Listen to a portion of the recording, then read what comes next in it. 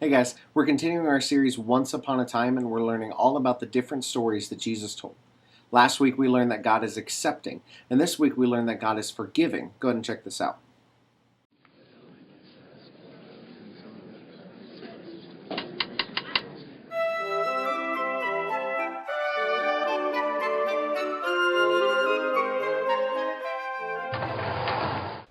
Once upon a time, there were two men who had it rough.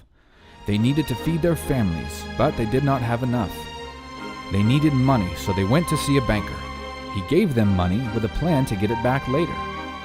The first man only needed to borrow a small amount.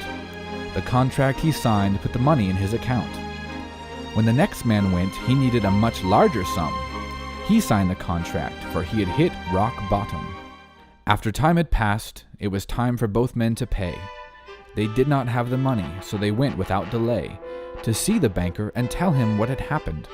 They both were worried. In fact, they were sickened. Both men were so worried about seeing the banker. If he demanded the money, they would have no answer.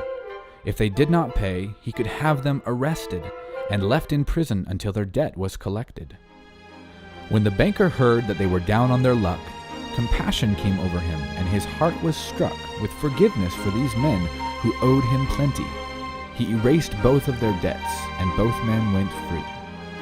While in their hearts both men were very grateful, to the banker one man was much more thankful.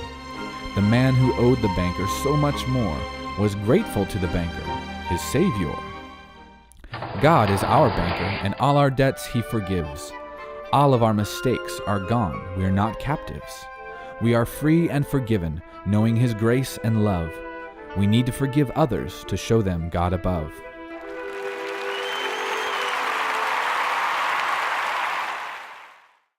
Last week I told you guys that we were going to be updating the game systems in Jungle Heights and Elevate, and if you look behind me, there's a Connect that we put in Elevate this weekend. Also, we told your kids that if they come on Easter weekend, they have a chance to win a Nintendo 3DS, which is backwards. So go ahead and check out the family activities, the Bible reading, and our key verse, which is found in James 1:22 and 25. See you next week.